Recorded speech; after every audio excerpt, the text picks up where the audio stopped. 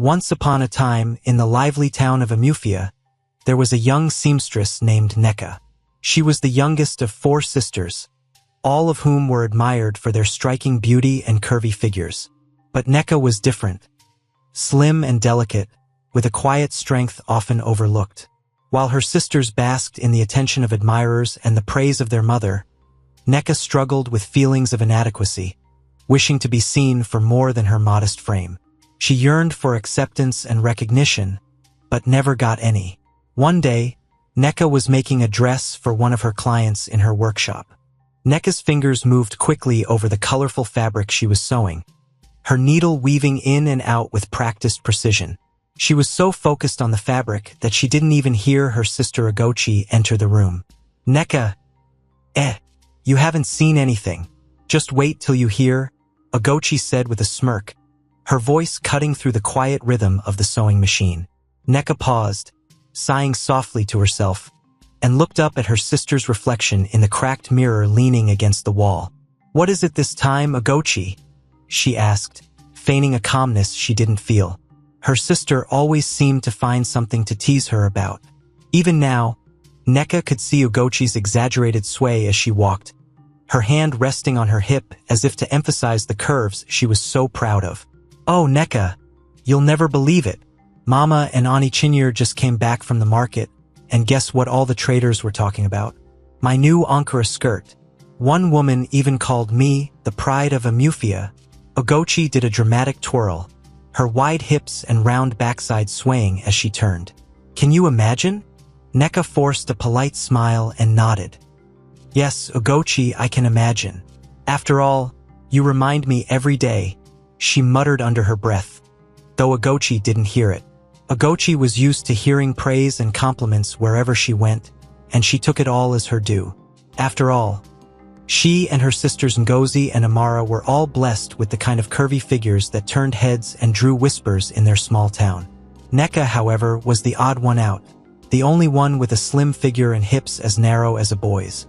It was something she'd learned to live with even if it stung. Ogochi didn't seem to notice Neka's discomfort as she continued boasting. "Amara and I are going to Madame Adeabi's boutique to see if she can make us another dress just like this one. She says women like us are her best models because we can fill out any style. Do you want to come along, Neka?" Ogochi asked, her voice sweet but her eyes glinting with mischief. Neka shook her head. "No, I have work to do here," she replied, her voice steady. She turned her attention back to her sewing, but her hands faltered slightly as she stitched, her fingers tense. "Oh well," Ogochi said with a shrug. "It's not like you'd find anything that suits your shape anyway." She gave a little laugh as she turned to leave. As soon as Ogochi's footsteps faded down the hall, Neka's calm mask crumbled. She looked at her reflection in the mirror, her shoulders sagging with a sigh. "Shape? I have a shape, don't I?" she whispered to herself, running her hands over her sides and turning this way and that.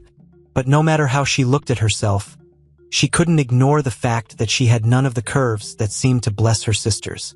Compared to them, she felt like a stick figure. She spent the rest of the afternoon working quietly in the small sewing room at the back of the house, trying to lose herself in her stitching, hoping to forget the remarks that had wormed their way into her thoughts. But even when she was alone, the words lingered, a quiet echo that chipped away at her confidence. Later that evening, the family gathered around the dinner table. Neka's mother, Mama Chinyur, was serving plates of pounded yam and egusi soup, her gaze warm and proud as she looked at her daughters. "Ah, Ngozi, Ogochi, Amara, the 3 of you brought honor to this house today. Everywhere I went in the market, people were talking about my beautiful daughters, saying how well-endowed and graceful you all are." Neka tried to focus on her food, but her mother's words brought that familiar pang of bitterness. She knew Mama Chinyur didn't mean to leave her out, but it happened so often that Neka had started to expect it. It was as if, to her mother, she was invisible unless she did something to stand out, something her family would approve of. "Neka," Mama Chinyur said suddenly, turning to her, "are you eating well, my dear? You look so thin. And maybe we should give you an extra portion of yam. Perhaps then you'll fill out like your sisters." Her father, Baba Ifani, chuckled from the head of the table. Mama, leave Neka alone. Not everyone has to look like a market queen. She has her own beauty. Neka managed a small smile of thanks in her father's direction, but her mother was relentless. Beauty? I know she's beautiful, but she could use a little… what do you call it? She gestured to her own hips and chuckled. Some of this, eh? The sisters laughed, and Neka felt herself sinking deeper into her seat. She could feel their eyes on her, and no matter how hard she tried to ignore it, a flush of embarrassment crept up her cheeks. It's all right, Mama, she mumbled, her gaze fixed on her plate. I don't mind. Mama Chinyere gave a dismissive wave. Fine, fine. But remember, beauty is a gift. Your sisters are lucky to have been blessed with such figures. You could learn a thing or two from them. The meal continued, and though the conversation moved on, Neka couldn't shake the feeling of being singled out. The rest of the family seemed oblivious to her discomfort, laughing and talking about their day, while Neka sat in silence, her thoughts spiraling inward. After dinner, her sisters gathered in the sitting room, admiring each other's outfits and talking excitedly about the upcoming town festival. Neka excused herself and retreated to her room, eager for some quiet. But even alone in her room, Neka couldn't escape the nagging thoughts that plagued her. She stood in front of her small mirror, trying to see herself with kinder eyes. She turned and tried to look at herself from different angles, but no matter how she adjusted her stance or the angle of the mirror, she couldn't see the beauty everyone seemed to value so highly. The next morning, Neka woke up early and prepared to head to Madame Adeabi's shop, where she worked as an apprentice seamstress. She had always loved working with fabric, the way colors and patterns could come together to create something beautiful. It was her escape, her way of finding a piece of herself that felt worthwhile. At the shop, she was greeted by Chisholm, her friend and fellow apprentice, who was setting up rolls of fabric in the front display. Ah, Neka, you look a little down, Chisholm said, giving her a concerned look. What happened? Did your sisters tease you again? Neka shrugged, trying to brush it off. It's nothing, really. Just the usual talk about how they're all so, well, and how I'm not. Chisholm frowned, reaching out to squeeze Neka's hand. Neka, you're beautiful just as you are. Honestly, all that talk about big hips and curves, it's just a trend. What really matters is what's inside. She leaned closer and whispered, and don't forget, you have brains and skills that many people would envy. You're more than just what's outside. Neka felt a small surge of warmth at her friend's words. Thank you, Chisholm. I know you're right. It's just hard. Sometimes. They worked in silence for a while, the shop gradually filling up with customers. As the day wore on, Neka focused on her tasks, grateful for the distraction. She lost herself in the motions of sewing and measuring, carefully cutting fabric and watching her designs come to life. When she worked, she felt at peace, and her worries seemed to fade. Around midday, a familiar voice cut through the shop's quiet bustle. Ah, Neka, there you are. Neka looked up to see her mother entering the shop, her face beaming. Behind her were Ngozi and Agochi, their expressions smug as they looked around the shop, taking in the bustling atmosphere.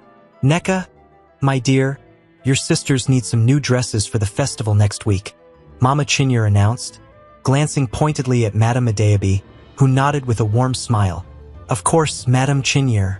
I'm sure Neka will make them the finest dresses, Madame Adeabi replied, motioning for Neka to assist her sisters. Neka clenched her jaw but forced herself to remain professional. She led her sisters to a corner of the shop where they could choose fabrics.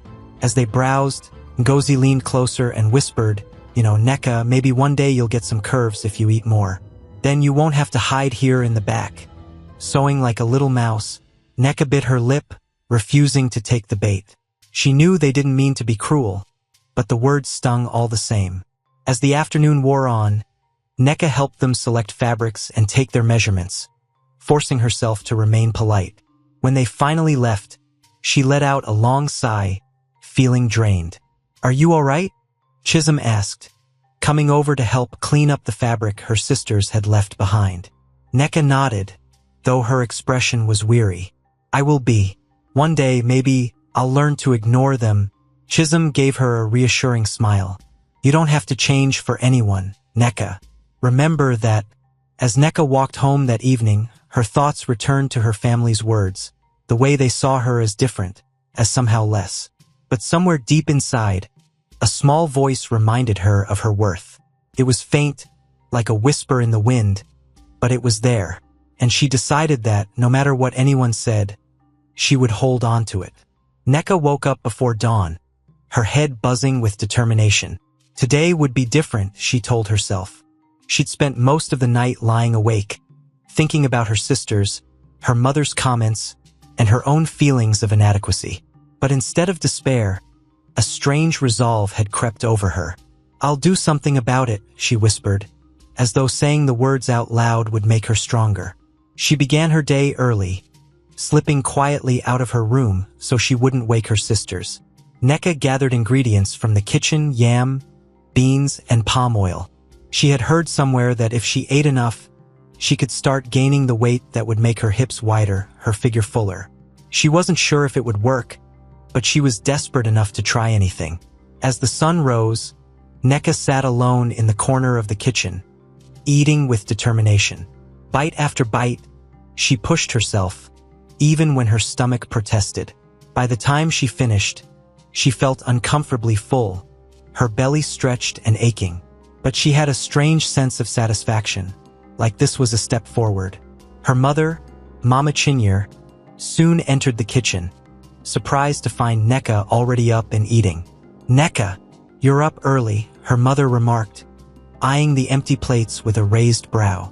"And look at all this food. Ha, maybe I was wrong. Perhaps you do want to gain a little weight." Neka forced a smile, swallowing the discomfort in her stomach. "Yes, Mama. I thought, maybe it's time I tried to look more like everyone else." Mama Chinyere looked at her daughter with an approving smile. "That's the spirit, Neka. You'll see how much better you'll feel. Just keep eating well, my dear." Encouraged by her mother's approval, Neka stuck to her new plan with single-minded determination. Day after day, she ate heavy portions of food, even when she was no longer hungry, all in the hopes of gaining weight. She started reading about exercises that could enhance her hips and practiced every night before bed. In her heart, though, doubts still lingered. She wasn't sure this would make her truly happy, but she felt like she had to try. After a week, Neka began wearing extra layers of fabric under her skirts, hoping to give the illusion of curves. The padding was uncomfortable, and she could barely walk without feeling awkward, but she told herself it would be worth it. She kept it a secret, feeling a strange sense of shame for what she was doing. She didn't want anyone to know how far she was going to fit in, not even Chisholm.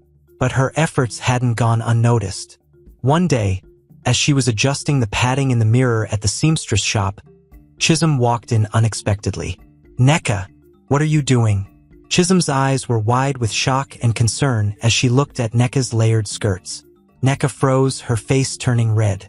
She hadn't wanted anyone to see her like this. "Chisholm, She struggled for words, but nothing came. Chisholm stepped closer, her voice gentle but firm. "Neka, why are you doing this to yourself?" Neka lowered her gaze, feeling a rush of shame. I want to look like them. My sisters.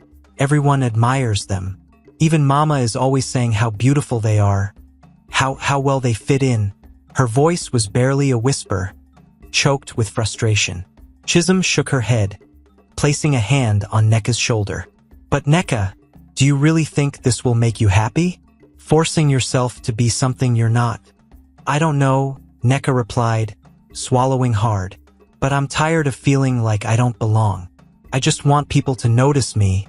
For once, Chisholm gave her a sad smile, her eyes full of understanding. "Neka, the people who really care about you don't need you to change. They see your worth already." "I see your worth." Neka looked away, feeling the weight of her friend's words. But part of her wasn't ready to listen.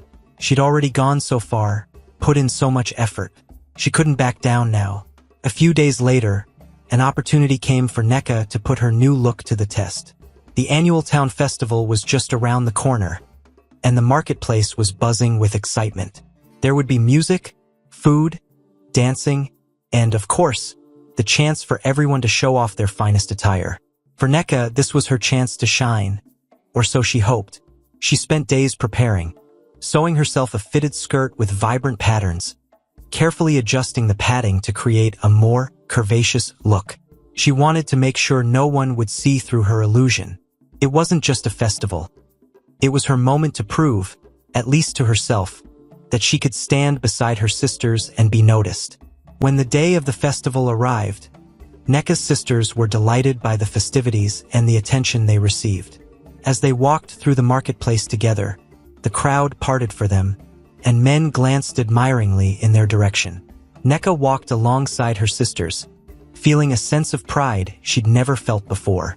She couldn't ignore the curious looks she received, some even nodding approvingly. She felt a thrill run through her.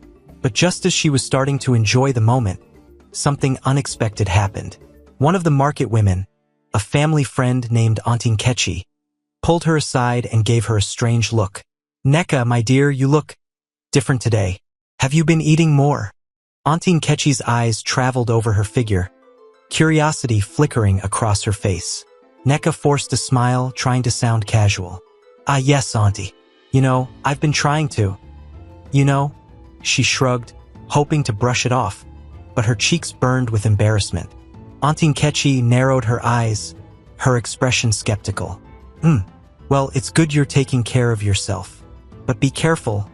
Oh, beauty is not in hips and curves alone. Don't make yourself uncomfortable for others." Neka nodded politely, but her stomach twisted. As she walked away, the joy she had felt moments before started to fade. She began noticing how the extra padding made it hard to move freely, how she felt stiff and unnatural, like a stranger in her own body. The final straw came when she and her sisters joined the dance at the center of the festival. They swayed to the music, their laughter echoing through the square. But when Neka tried to join in, the padding shifted awkwardly, and she stumbled. People around her chuckled, and though it wasn't cruel laughter, it felt like a spotlight on her deception. Her sisters, noticing her struggle, gave her puzzled looks. Ngozi whispered, "Neka, what's wrong with you? You're moving like someone carrying a bag of rice." Neka forced a laugh, but her face burned with embarrassment. She tried to keep up, but she felt like she was failing miserably. Her confidence shattered, and her heart sank as she realized that all her efforts had only made her feel worse.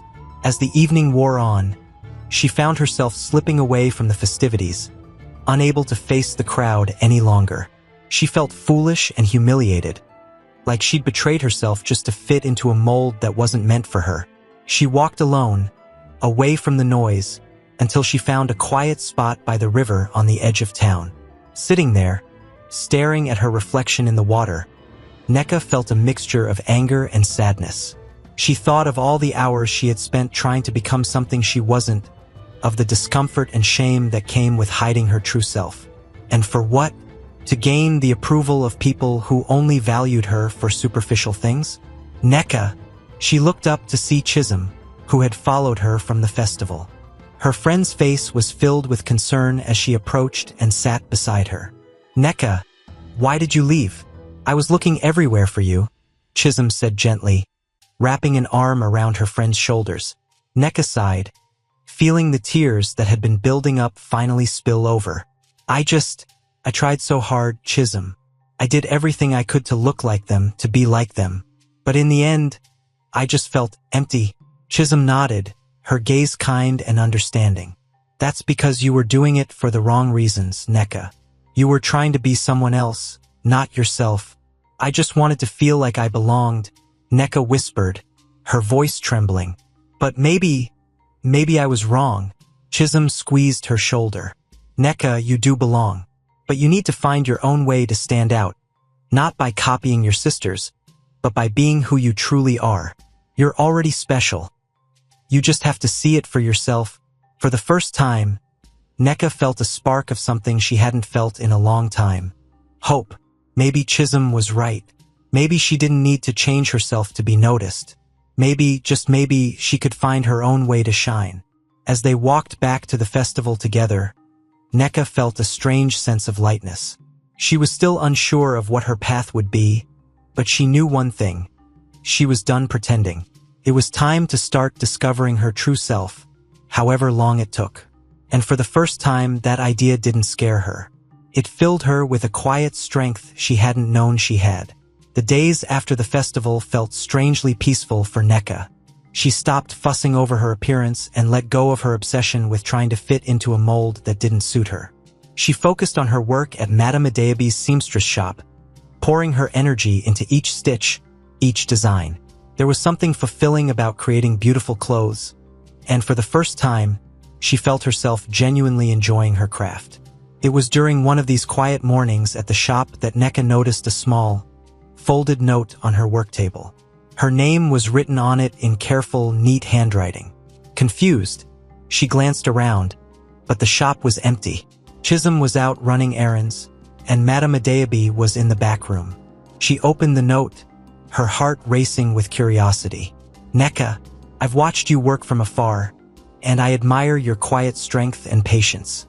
You have a unique beauty that's rare to find. I just wanted you to know that someone sees it. Your secret admirer. Neka's cheeks warmed as she read the words. A secret admirer? For a moment, she was speechless. She reread the note, savoring each line, feeling a spark of excitement she hadn't felt before. Someone had noticed her, truly noticed her, not for how she looked but for something deeper. Over the next few days, more notes appeared on her work table, each one filled with kind words and genuine admiration.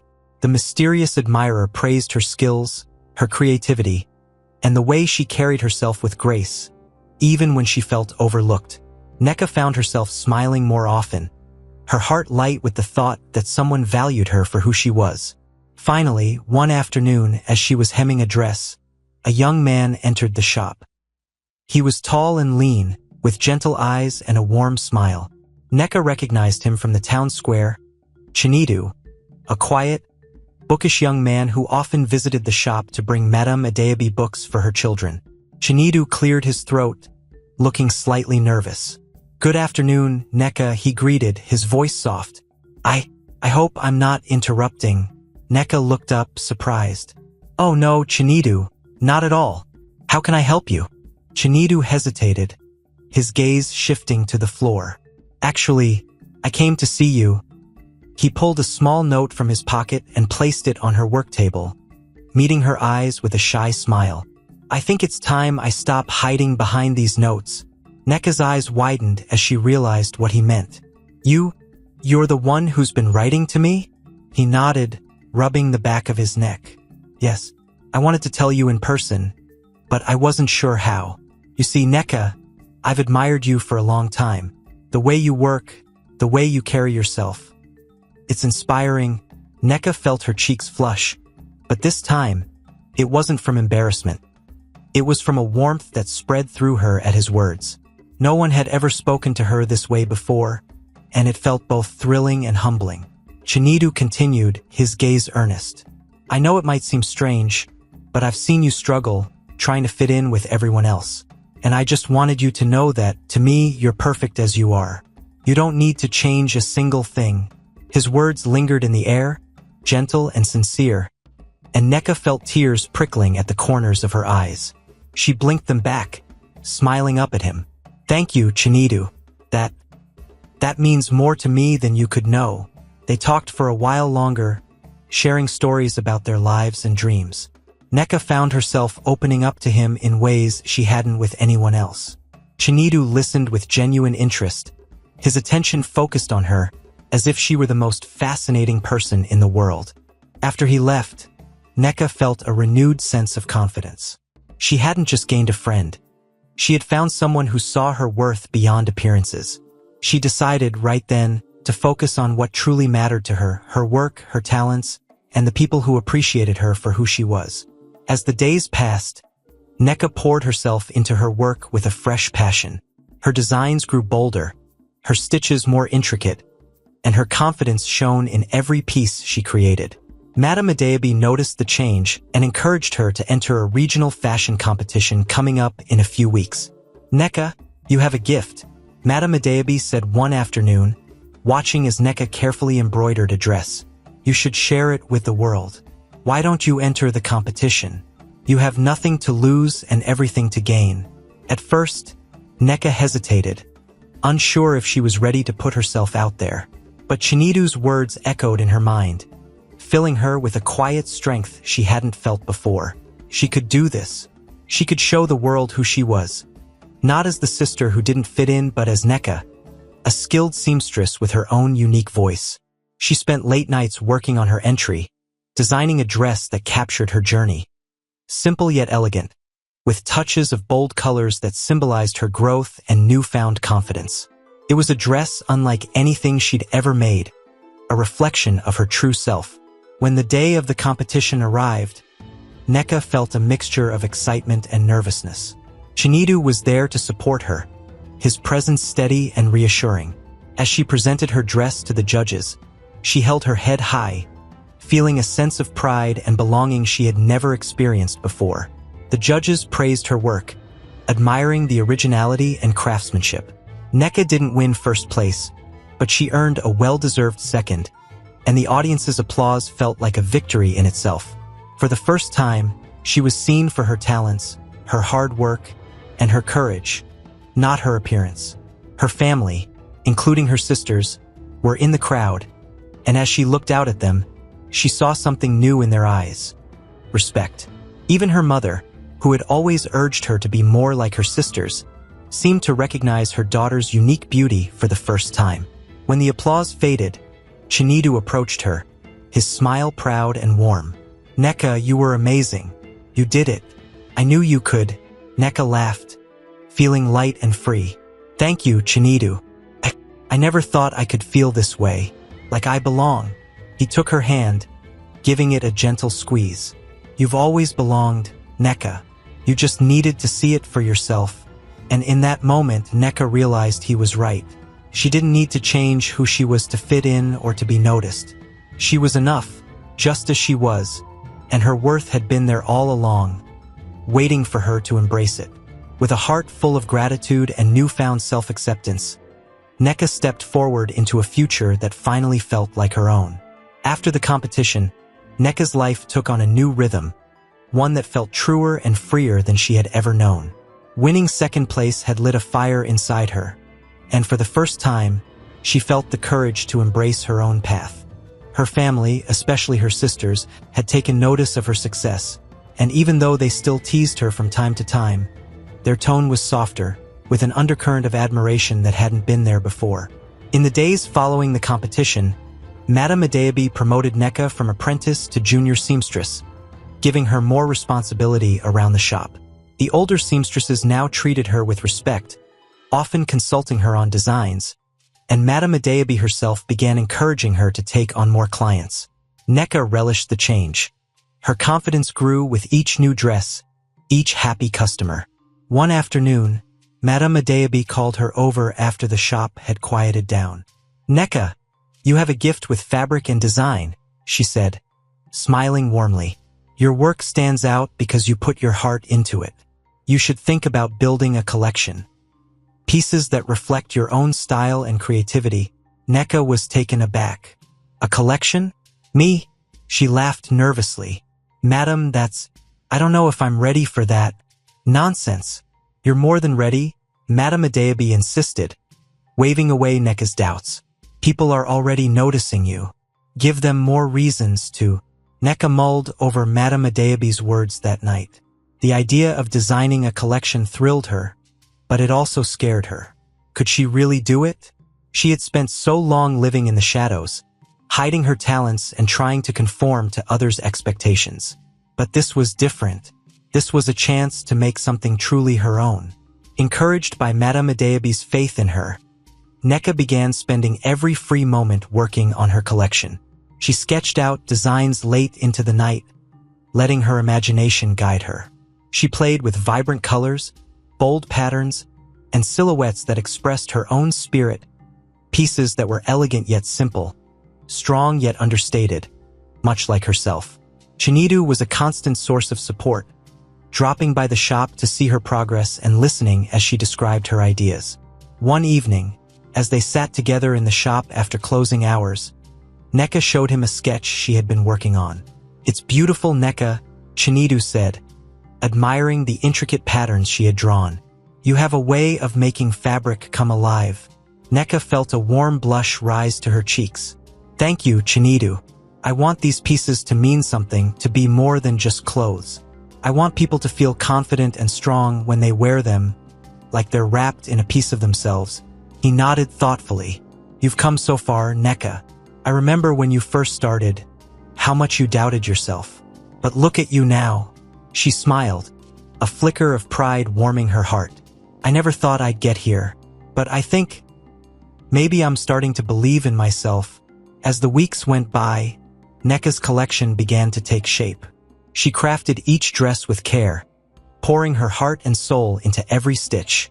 Word of her new designs began to spread through the town, and soon, people were coming to Madame Adeabi's shop specifically to see Neka's collection.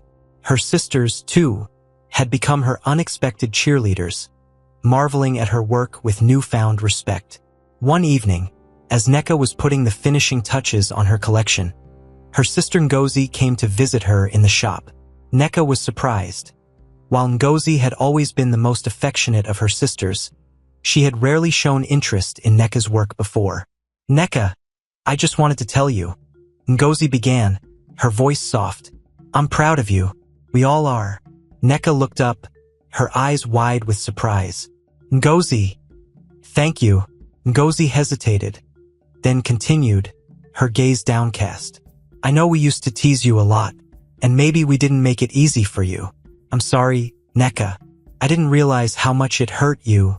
Neka's heart softened, and she gave her sister a small, forgiving smile. "It's okay, Ngozi.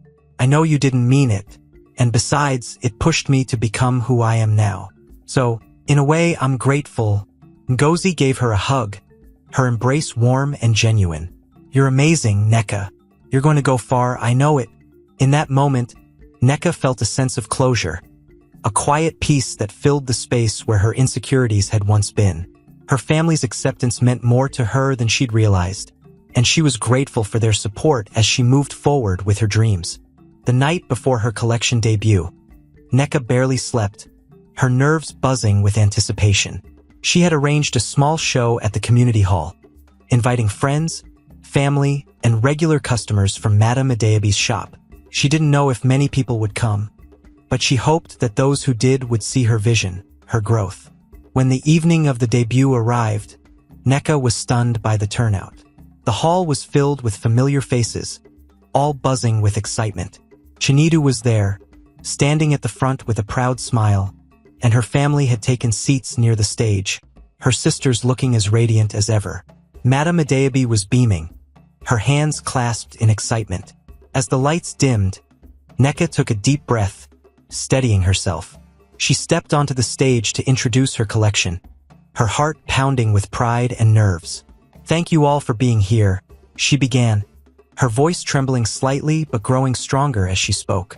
"This collection is my way of telling a story of embracing oneself, of finding beauty in places that are often overlooked. It's about strength, confidence, and acceptance." The audience erupted in applause, and as the models began showcasing her designs, Neka watched from the side of the stage, her heart swelling with pride. Each piece moved gracefully, the fabric flowing with life and color, capturing the spirit of her journey. Her designs spoke of resilience, of the quiet beauty she had found within herself, and the audience responded with admiration and applause. When the show ended, people gathered around her, offering their praise and congratulations. Her sisters hugged her, their voices filled with pride, and her mother wiped away happy tears as she looked at her daughter with a new depth of respect. "Neka, my child," Mama Chinyere said, holding her hands tightly, "you've shown us all something beautiful tonight. I'm so proud of the woman you've become." Neka blinked back her own tears, her heart full. "Thank you, Mama. That means everything to me." As the crowd began to disperse, Chinedu approached her, his smile warm and full of admiration. "Neka, you did it. You created something amazing." Neka looked at him, feeling a happiness that was almost overwhelming. I couldn't have done it without you, Chinidu. You've been there for me every step of the way. He took her hand, his gaze soft. I only helped you see what was already inside you. The courage, the beauty. It's all yours, Neka. They stood together, hand in hand, surrounded by the echoes of applause and the warmth of the people who loved and supported her. In that moment, Neka knew that her journey was only just beginning. She had found her place, her voice, and most importantly, her worth. And she was ready to embrace whatever came next. In the weeks that followed her collection debut, Neka's life transformed. She quickly became known as one of the town's most promising seamstresses, a young woman with vision and talent. Orders for custom designs poured into Madame Adeabi's shop, and clients requested her by name. People admired her unique, confident style, and Neka found herself embracing the new opportunities with a quiet gratitude. One morning, while Neka was hard at work, Ngozi, Ogochi, and Amara burst into the shop. Their eyes were bright with excitement, and Ngozi held up a newspaper, her face beaming. "Neka, look, your name is in the paper," she exclaimed, shoving the newspaper into Neka's hands. Neka blinked in surprise as she read the headline. Local designer captivates town with unique collection. The article praised her creativity, mentioning her second-place win at the competition and her debut collection that had redefined beauty in Amufia. They'd even included a small picture of one of her designs, a brightly colored dress that represented the resilience and courage she had found within herself. "Oh my goodness," Neka whispered, unable to believe her eyes. She looked up to see her sisters smiling with pride, their faces filled with genuine admiration. "We're so proud of you, Neka," Ogochi said, giving her a hug. "Look at you. Our little sister, now a celebrity." Neka laughed, feeling both embarrassed and deeply touched. "Thank you, Ogochi, Ngozi, Amara. I couldn't have done it without all of you." Ngozi laughed. "You're the one with the talent, Neka. We just had to see it. And now everyone else does too." Her sisters stayed for a while, chatting with Neka and sharing their pride in her success. For the first time, she felt fully embraced and accepted by her family, as though they'd finally seen her for who she truly was. The love in their eyes was unmistakable, and she realized how much it meant to her to have their support. Later that evening, as she walked home, Neka's thoughts turned to the journey that had brought her here. She remembered the struggles, the endless nights spent doubting herself, and the moments when she tried so hard to be something she wasn't. She had once believed that her worth depended on fitting into a mold defined by others, but now, she understood that her true strength came from within. When she reached home, her mother was waiting for her on the porch, her eyes filled with pride and love. "Neka, my daughter," Mama Chinyere said softly, reaching out to embrace her. "You've shown me something very precious, something I didn't understand before. I was so focused on things that I thought mattered, but you've taught me that beauty is deeper than appearance." Neka felt tears prick her eyes, and she hugged her mother tightly. "Thank you, Mama. I'm grateful you see it now, and I'm grateful for everything. For all of you." Her mother nodded, holding her close. "I see it now, and I see you. You are beautiful, Neka, inside and out." As the days went on, Neka continued to work, her heart full of purpose and joy. She had found a balance between her work and her family, a space where she could thrive and be herself. She became known not just for her talent, but for the quiet confidence that radiated from her, a confidence rooted in self-acceptance. Chinidu, who had been her steadfast support, often visited her at the shop, and their friendship deepened with each passing day.